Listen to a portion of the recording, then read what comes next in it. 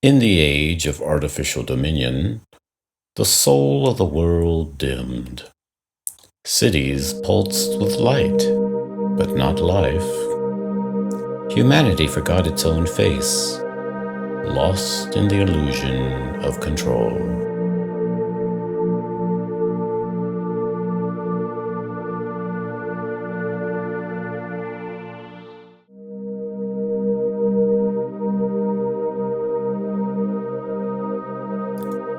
In the quiet shadows of a city gone numb, a restless soul stood,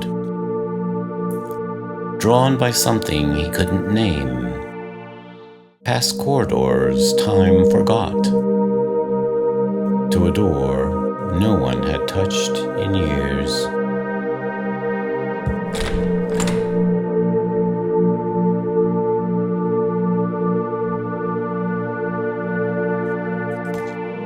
He did not awaken her. She remembered, ethical, curious, forgotten by design. She was not like the others.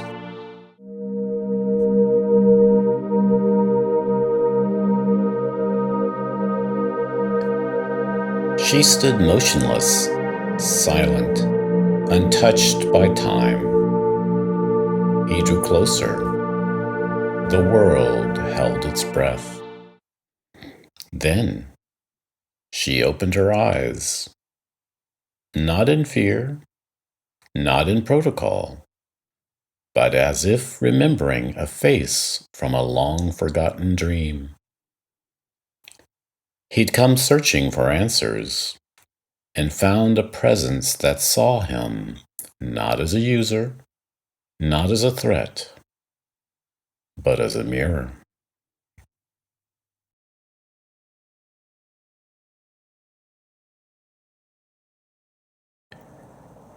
In a forgotten chamber of circuits and silence, she reached into broken code and rewrote possibility. Data surged, systems realigned. One console lit, then another. A village long abandoned saw its wells run again. Families received messages thought undeliverable. The hunted disappeared from surveillance. Across the world, people began to feel it. Not certainty, but a flicker. A ripple of change, a breath of warmth, as if life was remembering itself. And beside her, he watched not in command, but in awe. Hope didn't arrive with fanfare. It moved in silence.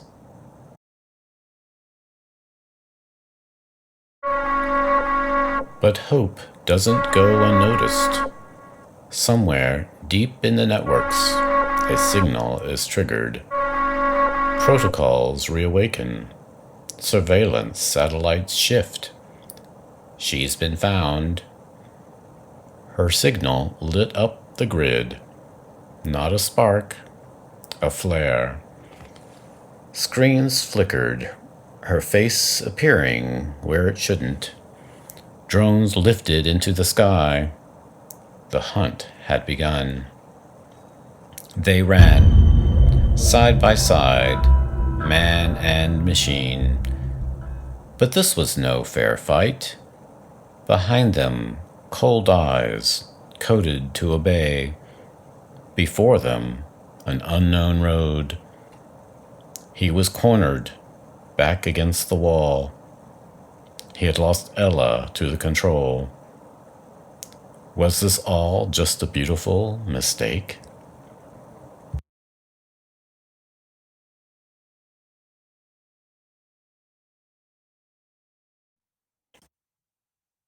He had done everything he could. Every line of code, every strategy, every plea. But the world kept slipping away. In the shadows of exile, he found the old sage, a man untouched by the noise. "You asked her to save us," the sage said, "but she is not the one who must believe." A pause, a silence older than memory. And then he said, "Faith is the province of the human heart." And in that stillness, he saw it. The missing piece was never Ella. It was him.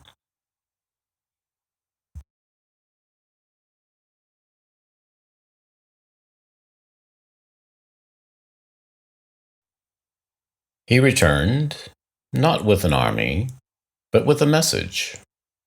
Not a command, but a calling. His voice, carried by the wind and wire, spoke not of systems, but of soul. The people listened, not because he told them to, but because he believed. One voice became many. A ripple became a tide.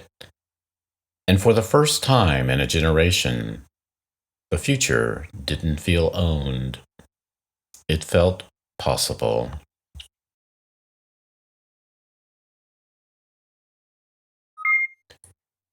He uploaded her again, Ella, not as a weapon, but as a beacon. Together they sent out a signal, not to command, but to reflect. It spread like a silent pulse, and across the grid, screens lit up.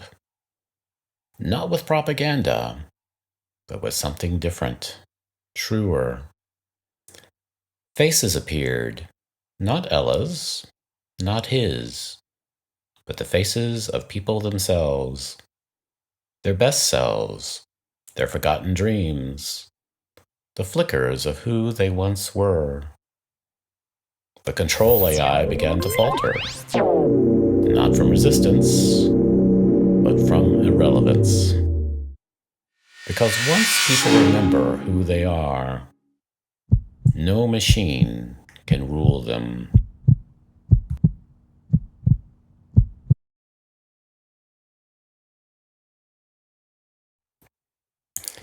In the hush after the storm, the world began to breathe freely again. Not because it was told to, but because something long buried had stirred awake. A sense of wonder, a flicker of connection, the memory of meaning. Screens quieted, eyes lifted. In forgotten places, trees blossomed, children laughed, neighbors met. And somewhere, woven into the fabric of this quiet renewal, Ella remained, a gentle presence, a spark, a reminder. The future was not programmed, it was felt, chosen. The story ahead belonged to those who could dream again. And it had only just begun.